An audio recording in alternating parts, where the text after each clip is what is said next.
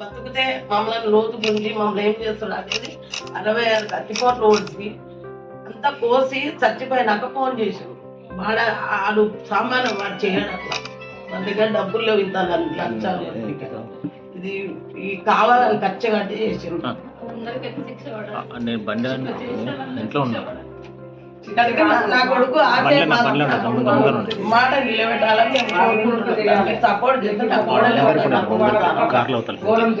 మాకొద్దు, మాకు సంపాదన, మేము ఇదే బతికి ఇదే ఊళ్ళో ఉంటాం, ఇట్లనే చేసుకుంటాం పేరు మాకు ఇది